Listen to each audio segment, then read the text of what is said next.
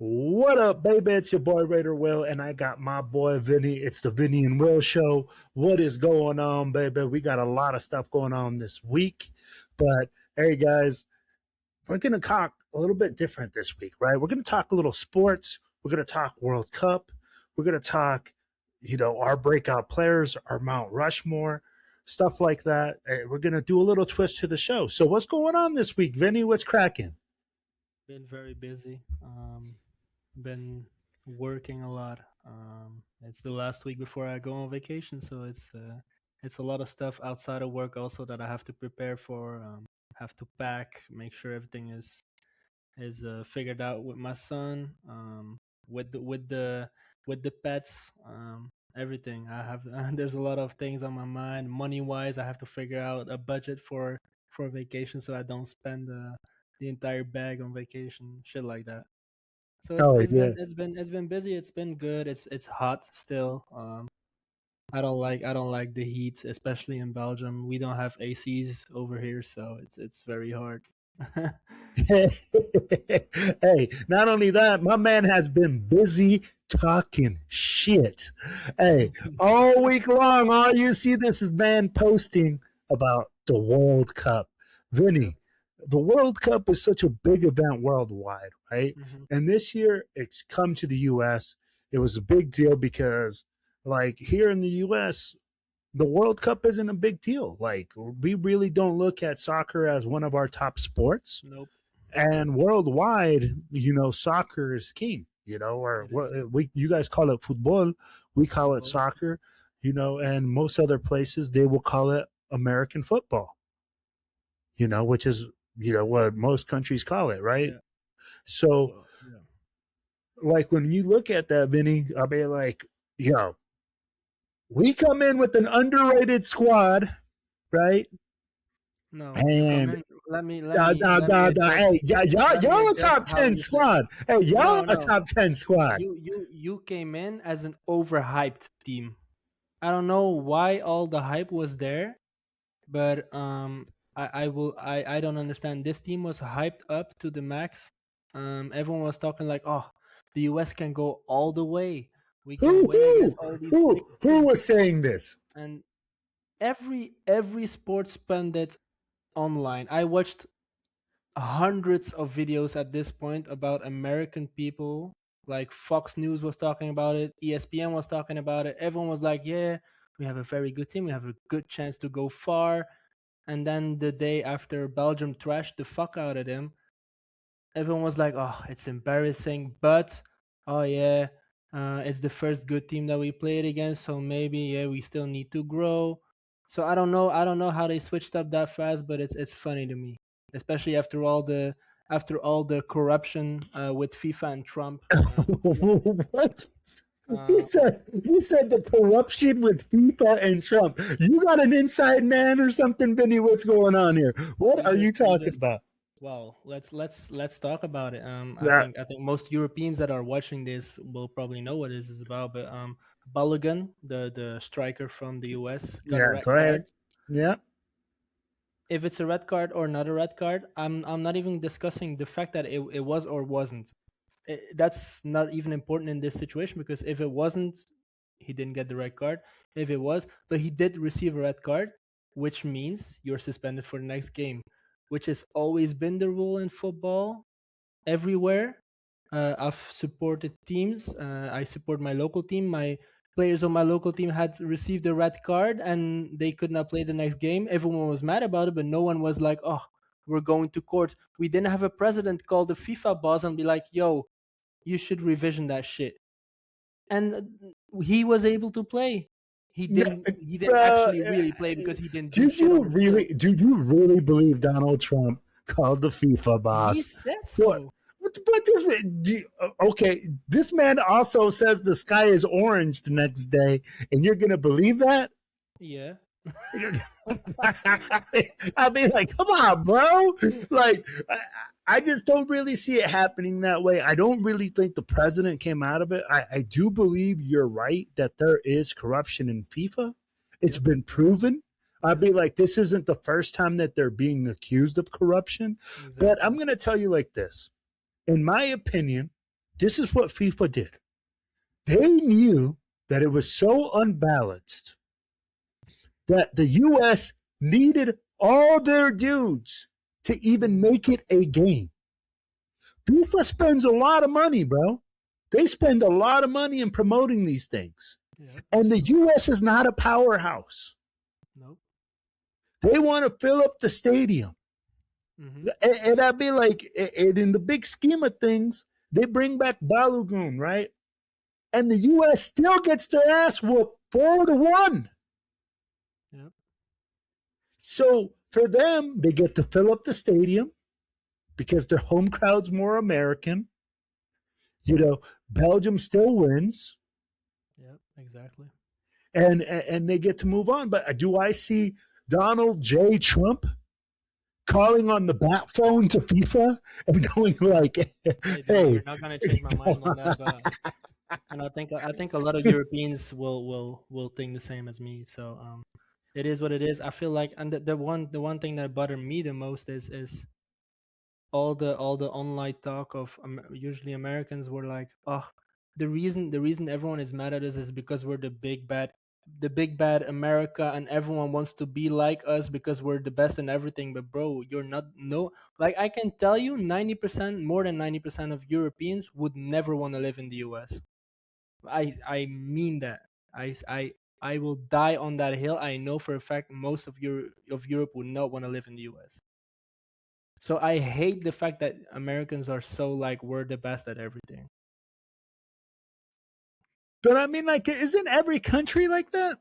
No, it's not. So are you like even in Belgium, the French are better than the Flemish side, No. or the Flemish are better than the French side? As much as there's a political issue between the two sides, it's never like that. It's never like we're better than the other side. We just don't want to be associated with the other side. But it's not like we're better. Well, we've never said we're better than the other side. The only country I would say that is kind of like America and is super fond of themselves is French people.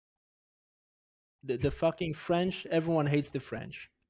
Like every European country hates France. But that's just a thing. We don't like them, but they're still European, so they're part of what we are. But it's the French. Yeah, but I guarantee you, everybody will be cheering for France on the west side of Hell no. Belgium. Hey, Hell no. t- tell me like this: how many people did not watch that game tonight in Belgium? Everyone watches the game because it's the only game tonight. But they're still probably going for France. They ain't going for Morocco. I was just hoping Morocco won and then they would go out in the next round against Belgium, because Belgium is definitely gonna win against Spain next game. Oh, you got the Belgium. Hey, I think we're gonna have the upset. damn. I You think believe. it's gonna be like that, huh? I believe. We'll see tomorrow, Wow. but I believe in the I especially after the two games now that we had, especially the Senegal game, we came back from a 2-0 down, Oh, dude, that uh, was incredible. That and that then comeback right there in the last like exactly 20 minutes, like that gave fueled a that boost. team. And then now the US, after everything that happened with the US, that gave an extra boost to the team. So I feel like they're.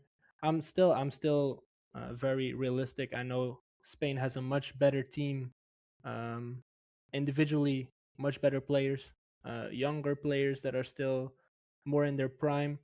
But I feel like the group as a whole has like this vibe going now that they can ride, and I don't know. We'll see how far they get. Maybe I'm too high of the Kool-Aid, of the Belgian Kool-Aid, but Maybe you're who starting to knows? fall like every other American fan that believed the Exactly. Kool-Aid after But the but group I'm I'm stage. I'm very positive, and if they don't, they don't. I think it's a pretty successful World Cup for Belgium, especially with the squad that they have right now.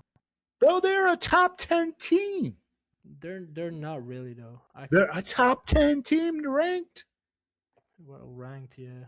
Well, we Think were the, we about were the that. number we were the number one team in the world for 3 years, but we never won a World Cup. So That shows you how much that ranking system actually means. But a World Cup is so like different, right? I mean, like there's so many different factors because of the pressure, right? It's Yep. almost like the Olympics. It's Yep. like, dude, the amount of pressure that you have is incredible. Mhm. Now, when we're talking about it, man, I'm going to tell you like this. I look at Belgium and I think Belgium's a really good team, but I think when Lukaku gets on the field, that team changes. Yep. He's I a think leader. Lukaku needs to start. He I can't. think That's the issue. what That's he so let me explain. I don't know if you know his situation.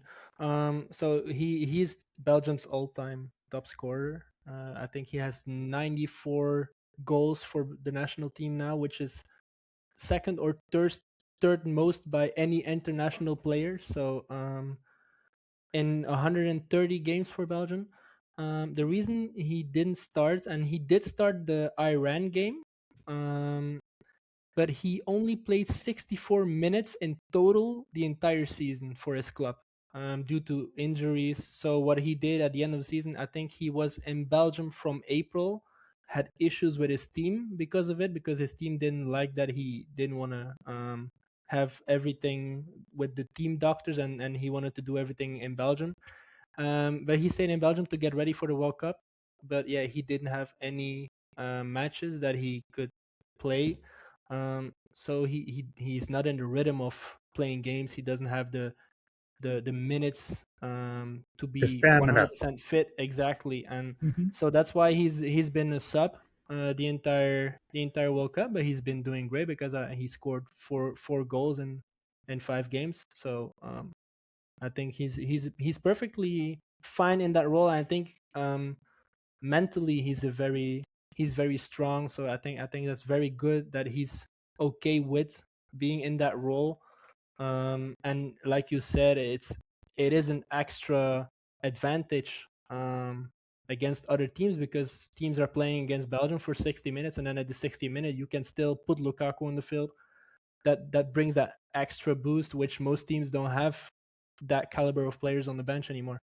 So it's an extra boost for the team, and like you said, it changes the entire team because he's a leader. He's someone that is he doesn't wear the captain's band, but he's always the guy that gives all the speeches for the team before the games. So he's someone that everyone in the Belgian team looks up to, and then he's a very very mentally strong player. So that's something that pushes the team forward.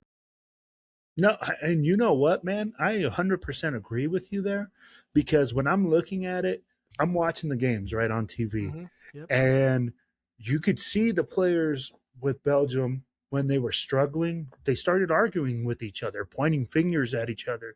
But with Yep. him on the field, he took charge of that. Exactly. And he literally was like, no, you go do this, you go do that. And the rhythm of the game changed Yep. as soon as he hit the field that game. And I said, oh my goodness, bro, this team can be really good, but they need that senior leadership. That Mhm. one guy on the field that takes command, that says, hey, this is what we got to do. Don't point the finger. We'll get it done. Keep going. Mhm. I mean, like, and that made a total difference in that game. And It that did. game that they were down 2-0, bro, you could see the team. They were starting to implode mentally. They were starting to be like, oh no, like, what's going on here? We can't Yep. do this. Yep. And he literally was like, hey, I got this. You got to do this. Don't point the finger at this guy. You do your job. We're going to take care of our job. We're going to make it happen. Exactly.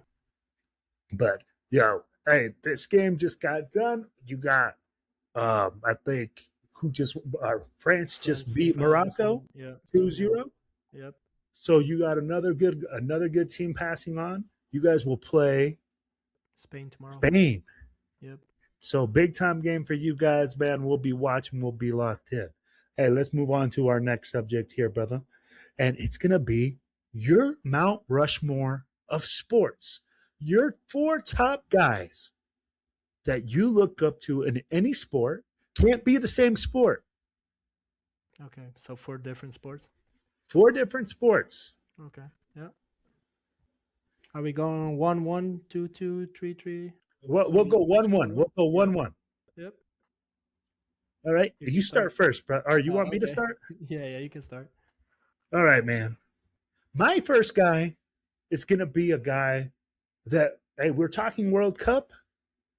This guy changed the game for generations to come.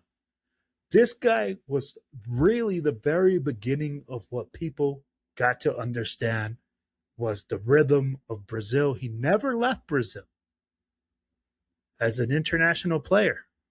He stayed in Brazil, but he is a Brazilian legend, and he is known as the King, El Rey Pelé, bro.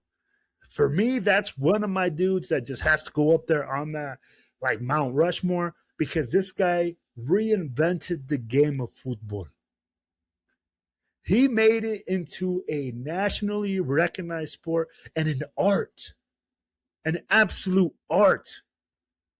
And to go to the World Cup that many times at that stage, Hmm. when really, bro, like there wasn't, it's like you're playing football and making it to the NFL in Belgium. True. You know, you don't have all these other things. You don't have all these facility things. You're really just making it up your pure skill and your pure love for the game. And he made all those players around him so much better. True. I mean, like, it's just something that I saw, and I'm like, for me, that is one of my guys that has to go on my Mount Rushmore. I'd be like, so who's your first guy? I was gonna go with a football player too, but I'm gonna wait with that now. Yeah, it's true. Well, I'll go with an American football player then to start with. Ooh. Um, Controversial one, but for me, he's always gonna be the one for me as a player. We re-signed them with the Giants this year after he went kind of to free agency, kind of retirement, but he came back, and it's Odell Beckham Jr. Um, Oh, no. Come on, man. He doesn't even have a yellow jacket. I I I don't know. I don't know how to explain it, but for me, it's as a receiver, being a Giants fan.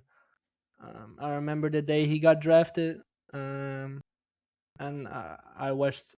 I think I watched 95% of all his games that he played. Um, was a big inspiration to actually start playing football myself. Um, it is, yeah. I don't know. It was special. It was special, especially those first years. It was special. It's something that since him the Giants have not seen. Um, Malik Neighbors comes close sometimes, but it's yeah the injury kind of fucked that up in the second year now. So maybe in the future, but it's for me something special, and I think for a lot of Giants fans, it's still something special. All right. So you're going to go from one New York football giant, and I'm going to go for another. Well, Lawrence Taylor Yep, is on my Mount Rushmore. Lawrence I like Taylor that. revolutionized the defensive end position True. that it's still happening today. The way that people are like looking at using him. He was a machine. He was a man amongst boys. Yep. This guy is a guy that you can put on any defense at any time in any decade, and he's gonna eat. True. Very true. When you're talking about a motherfucking New York football giant legend, there is no bigger baby True. than I Lawrence agree. Taylor. I agree. Completely Bro, agree. people are still trying to replicate this dude. People still want his number. They still want his number. They want to replicate what this man did in 1986. Yeah. True. Yep. This is 30 years later. And True. you say Lawrence Taylor? Very You true. better ask somebody because that dude is a motherfucking beast. He is. He is. So, Definitely. I agree. hey, man. So, who's your number two? Well, I'm gonna go to football. Okay. It's another Brazilian player. Ooh. And and he a few days ago he played his last World Cup game. Um, Ah, he Neymar. yep, exactly, Neymar. Also, yeah, I remember when he was still playing for Santos in Brazil when he was 16, 17 years old. I was very young. I think I was like 12, 13 years old watching him on YouTube. Um, I was so impressed with the skill. Um, him being nominated for the Ballon d'Or while still playing in Brazil is insane. Um, because yeah, you have to compete against guys that play in Europe's top leagues, and you're just playing in Brazil, and you're still considered one of the best players in the world. So that was crazy. And then yeah, I've always been impressed, and then seeing him go to Barcelona, how he played there, and then kind of disappointed with how the injuries also kind of took away his career most of the time. And it is what it is. But yeah, when he was great, he was one of the greatest in my eyes, and I think a lot of people will agree. But yeah, injuries kind of fucked it up. I love it, man. You know what? We're going different styles. You're more new age. I'm a little bit more Yep. old age. I Yep. mean, like, we got a little bit of differences, but I love it. I love it, man. Now, I'm going to go with somebody that's going to be a little bit outside the wheelhouse, man. Mm-hmm. People are not going to look at him because it's not a main sport, but this is an Olympic athlete. Okay. I am going to go with Michael motherfucking Phelps. I had him in mind too. You know, bro, I I was mean, like, when thinking you about it. got that many medals around your Yeah. neck, big Yeah. dog, Insane. you got to be on that Mount Rushmore. You got to Yeah. tell me, if you think about men swimming, you don't think about Michael Phelps destroying everybody Very else in the true. field, bro. Very true. And Yep. you know what? And people came out that year with him, pictures of him smoking, some Mary I Jane or remember. whatever. Yep. I remember it was all that. You know what, bro? I bet you all those opponents wish he was smoking some Mary Jane, trying to catch that dog, because I'd be like, yo, are you kidding me? That guy was a straight out animal in the pool, Yep. straight out shark. And when True. he took the world by storm. And the man never disappointed. He's always been top class, great athlete. So Michael Phelps, man, you're number 3 on my board. Go ahead, bro. Who's your number 3? Um, I would go with an actual world record setter, uh, world beater. Uh, Ooh. I don't think there's a better athlete when he was at his prime. And it's Usain Bolt, the sprinter. Oh, Um, I never, I was never really into athletics. Um, but let me tell you, when I knew the sprint was coming up, I oh, was bro. watching. I was Yeah. in front of the TV because when he was there, something was gonna happen, and he almost never disappointed. Um, and it was a show. It was an entire show around him, and he always did something great. He was always great, and he was a pure athlete. Um, so yeah. Bro, you ain't lying. I mean, like, when Usain Bolt used to line up, I remember that. The 100 or the 200, everybody's watching. Mhm. And you know what? They just did the steroid games or whatever it was, right? The Mhm. juice bowl or whatever. The Yeah. guy didn't even get the 972. He didn't even get close. Yeah. And Yeah. this was He. freaking Usain Bolt with no juice. Yep. Just straight up dogging him. And I mean, like, he was straight up just killing people. 972. Yep. Vinny, that is insane It speed. is. It is. It is. The guy is yeah, above normal human Bro, he was at the abilities. finish line and I was taking off. Very true. Very true. So I get you, man. I mean, like, I love your pick, man. Hussein Bolt out of Jamaica. What a freaking beast. That's Vinny's number 3.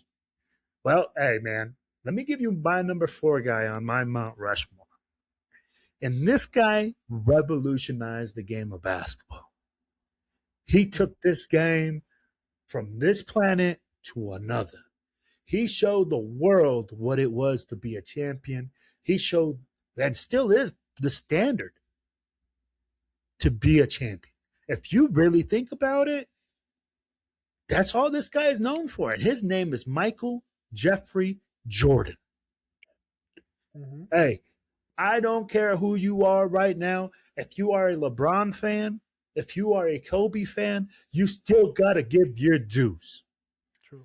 MJ took this game, bro, and made it from a national game into an international sport. He took it to Europe. He took it to China. He took it all over the world and has made it a global fucking brand.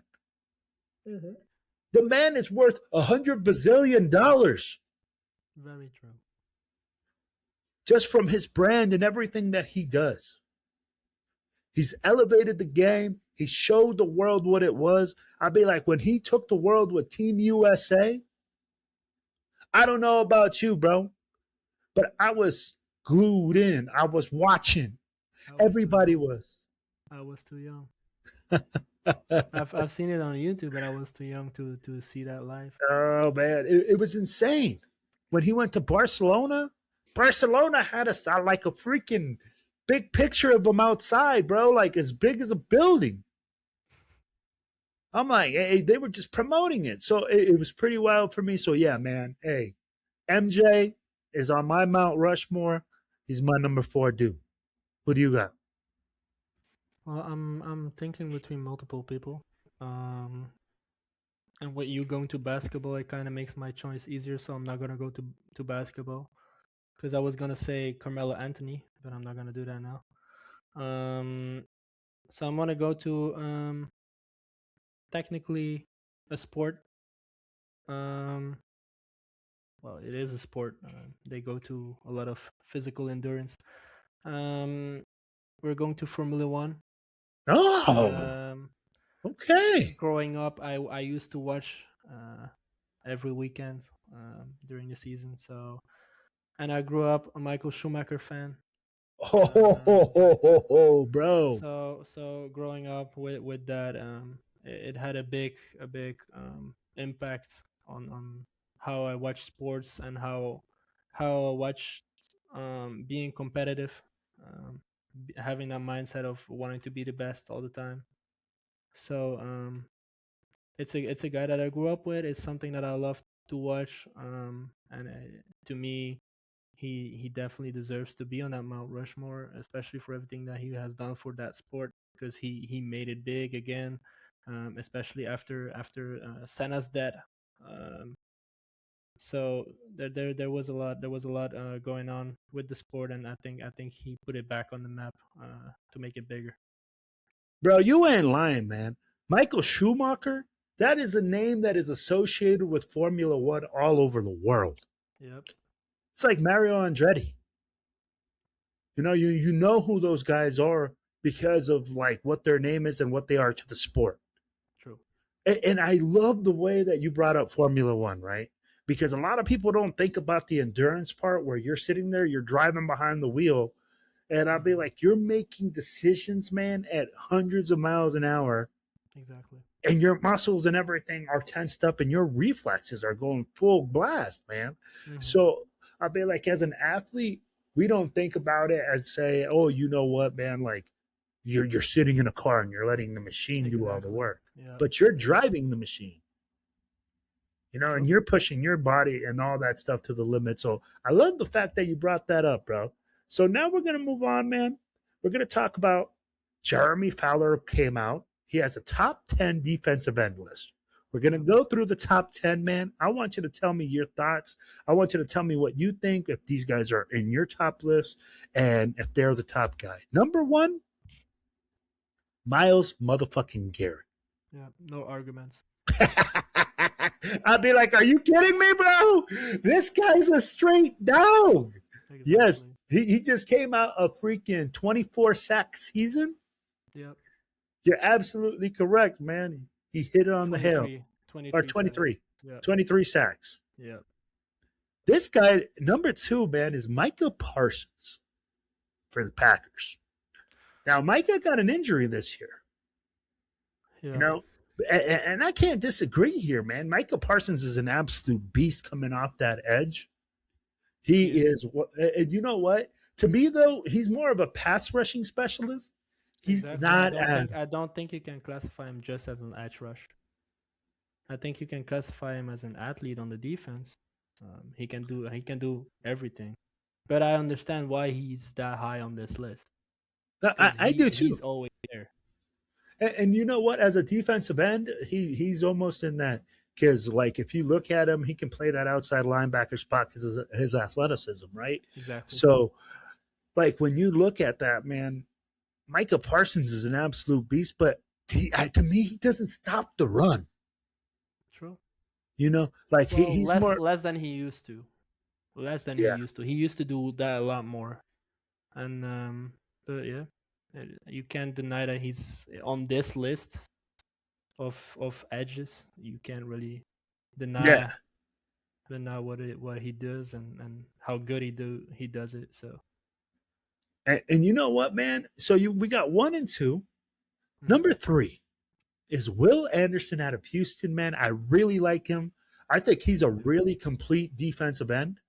Not only that, bro, he's a handful. he is. This motherfucker, bro, can do it all. He can stop the run. It's because of him that they have the best defense, in my opinion. I can't disagree with you, bro. Will Anderson makes that defense work. Exactly. He's a guy that demands a double team. Yep. At every single time, bro. And at the end of the day, when you get a guy like that, bro, what are you going to argue? Like, and he produces. He got double-digit sacks. Exactly. He's always doing work. You never hear a problem out of him. You never hear Will Anderson wasn't there for team practice. He wasn't there for this. Boom. Yep. True. Yep. Number 4 is my big dog, man, Max motherfucking Crosby. And I'm going to tell you like this. Hey, oh, fuck you. Hey, but I'm going to tell you like this, man. I think he's going to move up the list this year. I think that he's going to play with the big chip on his shoulder. I think that this whole Ravens trade thing that didn't go through, he feels disrespected. You know, I feel like yesterday's news. I think the Ravens backed out. You know, they got cold feet. They said, "Hey, no mas, bro. Like, 2 first-round draft picks. No, we overpaid." Exactly. Yeah. And so they got another guy instead. Yeah, and they got another guy, and then they said, "Okay, well, we're gonna return him." Well, hey, bro, I'm telling you like this: there is nothing like a scorned woman, right? Like somebody that just fucking felt like they just got disrespected. So watch, man. I think Max is gonna move up. Well, So he's definitely one of the blackest dudes on this list. Max, Damn, bro. hey, you got Aiden Hutchinson at 5. What do you think about that? A guy that could have been ranked even higher if he didn't have that injury last year. Oh my gosh, bro. Aiden Hutchinson is such a complete defensive end for me. Yeah. I'd be like, if I could have him and Max Crosby on the same team, are you kidding me, bro? That's why when people were issues with your cap, though. and I'm going to tell you like this, bro. This is why when people were telling me that the Lions were really looking at Max Crosby for a trade, I said, "Oh Lord, bro, I could see that. I could see them going like, hey, we got Max Crosby on one side and Aiden Hutchinson on the other." I can see it, but how are you going to pay the entire team? I don't know, bro. That's a question for the GM. Exactly. So that I would love to see a team and the next guy on this list is actually on a team like that. But I would love to see more teams have like 2 elite rushers because usually a team has 1 elite rusher and then the other side has a good rusher. Yeah. But yeah, like I said, I think Aiden Hutchinson, if he didn't have that that ACL tear, I think it was no, broken leg or something like that. Yeah, broken leg. I think he would have been top 3 on this list. Honestly, Oh, dude, his first I year agree was with you. insane, He, insane. dude, his upside is crazy, Yep, and he's so young. yep. So I mean, like, I agree with you 100%. I think if Aiden Hutchinson wasn't hurt, he'd be higher up on this It's list. funny how we're talking about the age because Will Anderson is still a year younger than Hutchinson is, and he's higher on this list, which is insane, Yeah, insane. dude. Here's the thing: Daniel Hunter is at number 6, bro. The Houston Texans have the number They have 3 the yep, and the number number three. 6 defensive ends in the league. They have the best pass rush combo in the league, hands down. And you And they can't win a and they Super Bowl? yeah, exactly, and they still suck. Insane. Yep. Dude, this is another guy, but I really think Daniel Hunter benefits a ton from having Will Anderson Jr. on the other side. Definitely, definitely. And And we're when gonna you go got a to a dude guy like, later on this list that kind of does the same thing. But yeah, exactly. Yep, I agree. But the stats are there, so if it works, it works. no, you ain't lying. And I'd be like, again, I go and you ask the question, when it comes to time to pay these guys, dude, is Houston going to be able to do it? How is Houston going to manage that cap? Well, they're probably gonna have to trade one of them, honestly, Because especially because they're not winning. Um, and you can't keep guys like that if you're not winning. So you at some point you have to get more talent into the team, and then you have to sacrifice something for that. well, and don't you got to But pay CJ at, Stroud? at some point, are you gonna pay CJ Stroud after the last 2 seasons? I doubt it. I think he I might don't even get know. traded after next season. Oh, Yeah. that would be interesting. That I would be would I would very not be interesting. surprised because he was good his first season, and then the second and third season were hard. He was a little bit better last year than he was the year before, but it wasn't the CJ Stroud from the first season. No, I agree. I agree. So this guy slipped to number 7.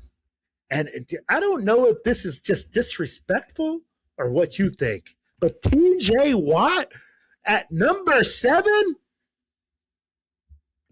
Bro, TJ, like this, the name, okay, lets you know that it is a business. It is.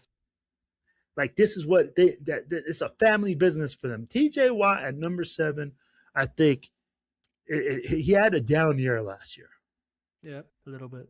And the Steelers had a tough year, but They this did. man, bro, is an anchor on that defense, He is. leader on that team. True. So, I mean, like at number 7, I think TJ Watt's going to make a move up the list this year. I mean, like, I don't Maybe. really see him unless Maybe. he gets injured. I think it all depends on how the team performs. I feel like the team is just yeah. It's one of those teams that always gets to the playoffs. This year they even missed out. But or no, they just made the first round, right? Um, by winning against Baltimore. Yeah. So yeah, but it's a team that always gets to the playoffs but never does anything in the playoffs, and I feel like that doesn't help as a player yourself to get ranked high on lists most of the times, except if you're like the special one. But not everyone is a special one, and I think he's definitely merited being on the top 10. But like I said, I think if the team would perform better, he might have been higher on this list. Okay. Okay. Bro, number 8 is Nick Bosa for San Francisco. I think he's comparable to TJ Watt. I think so too. And I think Nick Bosa is like, he's ranked right where he should be, like Yep. right in that top 8 to 10. I mean, like, he's not like in that elite, defensive end status anymore. Not in my opinion. I think he's like almost like in that 10. He could slip down to 10 in my opinion too, Maybe, on yeah. some people's list. But I'd be like, he's still a great player. He's still a guy Still that you top have to 10. game plan Yeah. from. Yep. you know. Yep. Yep. So True. I'll be like, I like that. Number 9 is your guy, Yeah. Brian We spoke about it Burns. Yeah. earlier on the fact that Daniel Hunter gets a lot of his stats because of Will Anderson getting double teamed or taking most of the attention away on that line, so the other guy can do more. And I think this is what happened with Brian Burns, especially we had a great D line with the Giants this year. Um, I don't think a lot of people can deny that. Um, and especially if your tackle, your D tackle, always gets double teamed, there's so many opportunities for you to get through the line and to rush the quarterback. Um, I don't want to take anything away from his year. He played very good. Um, he helped us in a lot of situations. But I think he benefits a lot from also the other side, that rushes very well but doesn't produce the stats, but still rushes very well on that other side. And then yeah, the tackle, the D tackle, that the nose tackle that is always there getting double teamed. So it gives you more opportunity to get through that line and to get to the quarterback. So you feel that he benefited from having all this talent around him, right? And what I see is this, right? I think he started on fire, but Yep. people literally figured out how to block him. True. He likes to use that spin move. Yep. He doesn't like to like really bull rush and stuff like that. So I think like he got figured out as the season went on, and he went through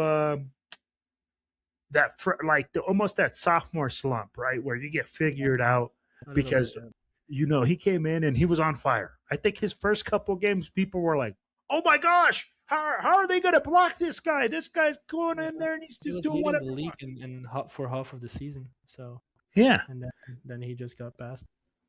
So when you come in like that, it's hard to maintain that type of Yep. True. momentum, especially as a rookie, right? So Yep. when you look at him, I think you're right. You do benefit from Dexter Lawrence. You know, you Yep. do benefit from the other guys bringing attention. But he Yep. was drafted highly, and people did game plan for him. But again, I think what it was is that he didn't come and study. He didn't come with a 1 and 2 move. It's always they have one move, and once they counter that, they don't have another one. Yep. True. You Although know, I do have to say he's I'm so like, especially if you compare him to some of the other guys on this list, he is so athletic. Like you could put him at linebacker and he would perform very well at linebacker too. And I've seen there were certain plays that he was playing outside linebacker, and dropping into coverage, and man, I've seen him like cover people and actually go for a tackle on like on field. It was like it is very impressive to see him move on the field. you see, and that's where I think he's like you said, like a Micah Parsons type. Yeah. Like like his athletic build is incredible. Like Hmm. super athletic, rangy, will chase down and play from the backside because it's just incredible speed. But Yeah. again, um, let me ask you about this, Vinny, and this is kind of outside the wheelhouse a little bit. Hmm. Um, Politics have been talked about inside the Giants, Yeah. frame of work. Yeah. What do you think? Or what type of effect do you think that has? Like, if you have, I think it's a waste of attention. I think it's a waste of putting your energy into that. I think you're on a team, and me personally, even on non-professional vibes, wherever we go, everyone has a different view on life. Mhm. Um, Everyone has different political views.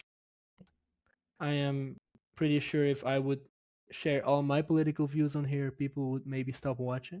I think if you would share all your political views, some people would stop watching.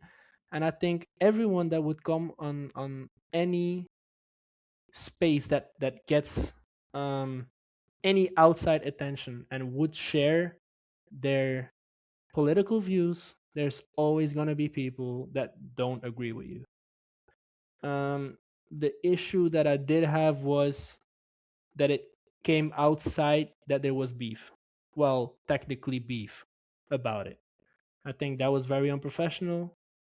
It comes from a player that has been unprofessional already in multiple occasions, um, which is a shame.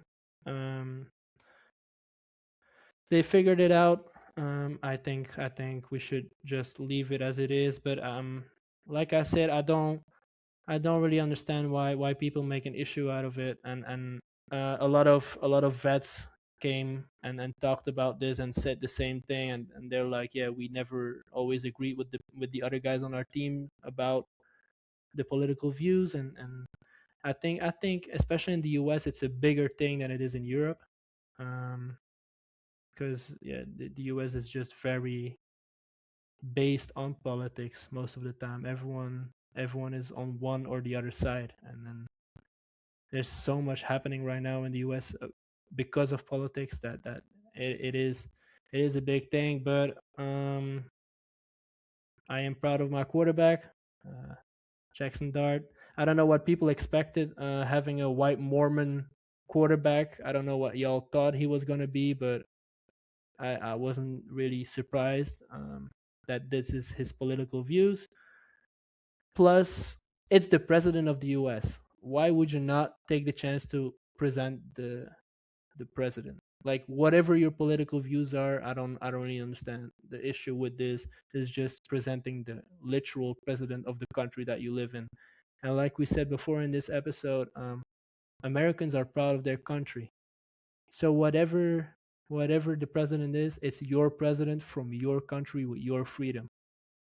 So you should be proud of that. Whatever you think about him, like, you cannot if you don't agree with him, you don't agree with him. That's fine, but he's still your president. So that's my views on that. Like I said, I'm not a U.S. citizen, so for me, I'm more open to talk about this because it doesn't really affect my life that much. So but I think it has been blown up way too much for what it was. Okay. No, I could see that, man, and I can agree with you there that politics really shouldn't be in the locker room, and whatever things that you got to do, you got your personal life, and you got your Exactly. professional life, so you got to separate them. Exactly. Exactly. So let me tell you like this: number 10 is Nick Bonita. We both talked about it in the green room. You disagree with him being there. I think Nick Yeah. Bonito at number 10 is a perfect spot for him. I think that he did a good job for the Broncos. I think he's in there for pass rushing purposes. He's not a Mm-hmm. complete defensive end, but he's in there for pass rushing purposes. Now, let me ask you this: what don't you like about Nick Bonito? It's not a valid point. It's not a valid point. I just don't like all the trash talking he did before the Giants game last season. So um, yeah, I don't know. He's good. He's good, but I don't know if he's that good. That's just my personal opinion. Maybe I didn't watch enough film on him. It's also possible. But I just don't like him. It's a personal thing at this point. All right, man. Hey, so we're gonna go on to our next subject here, man. Hmm. Hey, who's gonna be your breakout player of the year this year?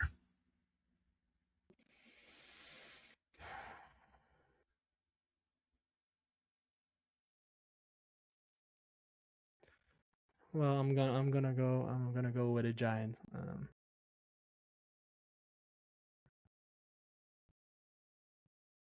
I cannot hear you right now. Oh no, nothing, man. I was Ah, just I can hear you now. yeah. Don't worry about it. I was saying I'm gonna go with a giant.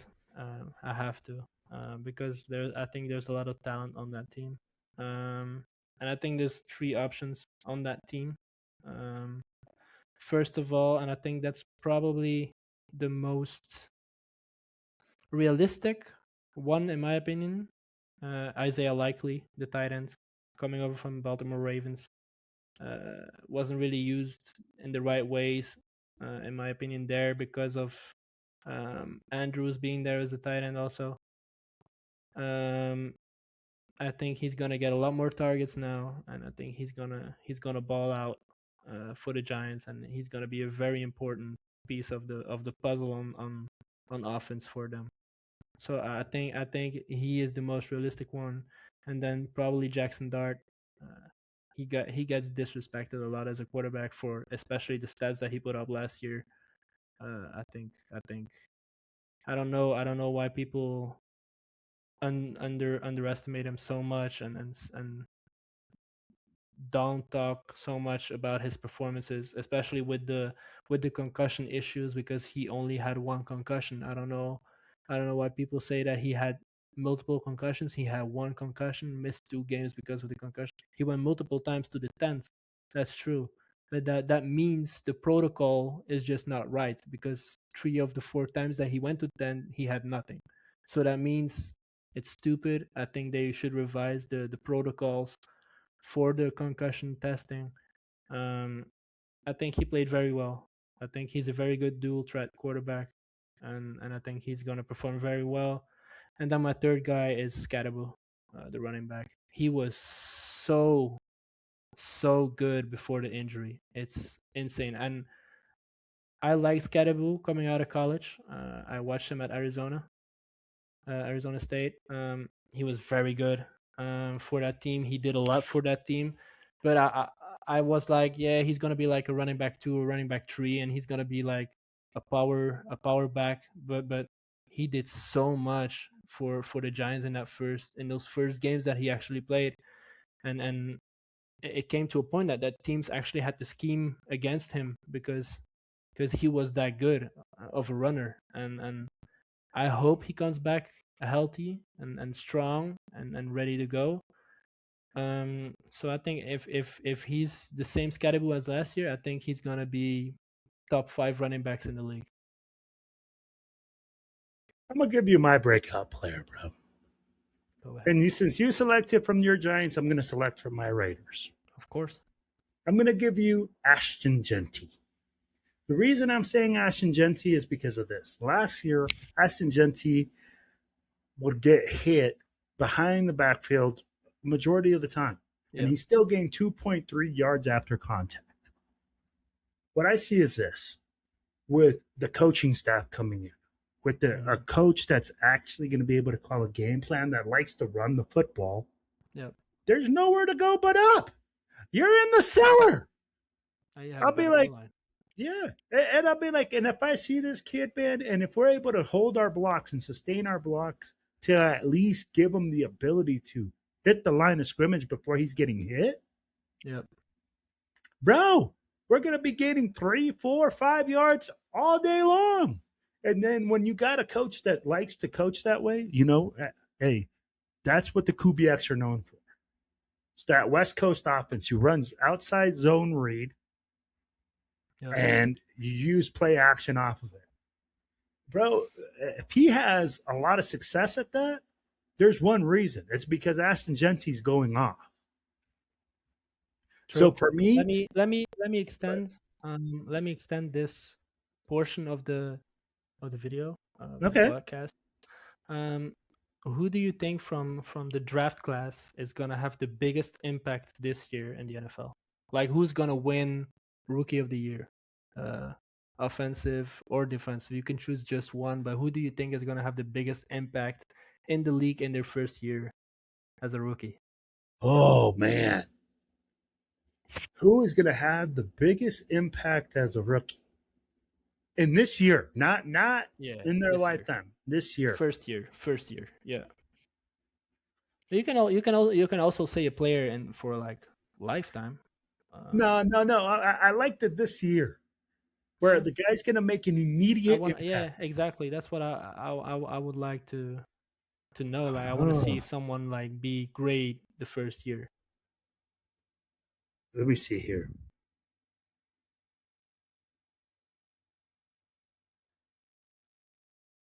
I got to look at the list real quick. That's what I did.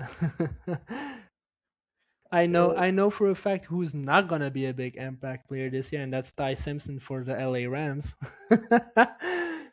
He's definitely So not do you gonna be want a to? big So impact. let's do this. Let's Let's go. let's best first round pick, worst first round pick.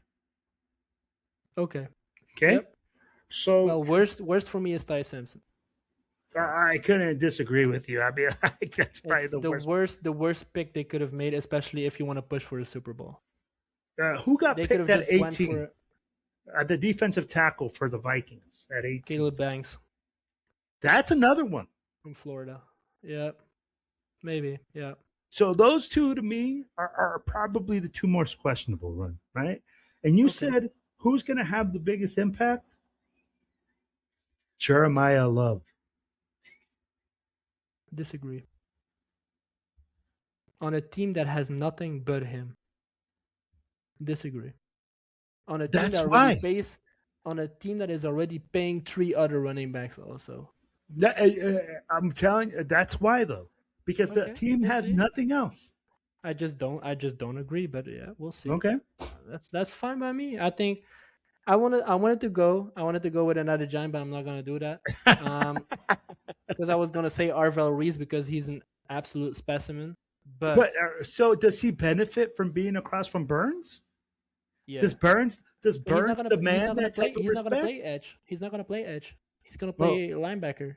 oh, he is. He's gonna play next to Trey Edmonds Oh, on that okay. linebacker position, which is great because we still have Burns on the edge. We have Thibodeau that's still there, and we have what is his name again, bro? Um, the guy that was mad at Jackson Dart, the rookie from last year, the edge. Burns. No, the rookie. Man, how the fuck did I forget his name? Um, what he went third overall last year to the Giants. Also a linebacker edge guy. Yeah. How the fuck do I forget this shit? Hold on. Abdul Carter, my bad. Yep. Okay. Yep. So yeah, you still have Abdul Carter there too. So you have Arvil Reese, Abdul Carter, Thibodeau, Trey Edmonds as a linebacker, and Burns all being there is it's You're insane. And I stacked. think yeah, exactly. And I think a guy like Arvil Reese can learn a lot from guys like Burns and Trey Edmonds on two positions. But he's gonna play as an off ball linebacker this year. That's a fact, and that's what we needed as a team because we only had McFadden there, who was a fourth round pick. So he's been decent, but it's not great, and we are the worst run stopping defense in the league. So we needed something there, and I think he's gonna do very good. Although we do have some issues sometimes with him being slow at reading the offense sometimes, but that's things you can learn, especially at the higher level. But my pick of the biggest impact is I'm not gonna say him, but I think Ruben Bain from Miami going to Tampa Bay. Um, if you Oh, see his walk-up video when he got drafted, how mad he was. He didn't even look at the camera, just picked the cap. He was so mad that everyone just skipped it. I think he's gonna have a revenge tour that is gonna be insane. I think he's okay. gonna destroy every single person in front of him. That That's my pick. I think he's gonna be the one with the biggest impact. okay. We'll have to see that, man. Shoot, Vinny. Hey, we're at that 1 hour mark, brother. We are. Shoot, guys. Hey, make sure that you guys stay tuned into the Vinny and Will show, man. We're on Spotify, we're on YouTube. Please comment, let us know how we're doing. I'll be like, hey, we are trying to bring you the best of football, Europe, and sports, man. What we're doing right now. Hey, we had to take a little break, but hey, we are going to get back to doing interviews with people. We're going to get back to bringing you guys more athletes, more times. And hey, Vinny, you got anything else? No, no, it was a relaxed talk today. It's different from all the other ones I've done, but I like doing that sometimes. Yeah, we Uh, have to mix it up, man. I no mean, like, pressure, just relaxed, talking yeah, football, talking shit. It's nice. exactly, man. Hey, until next time, guys, make sure that you guys listen out and salute, man. God bless.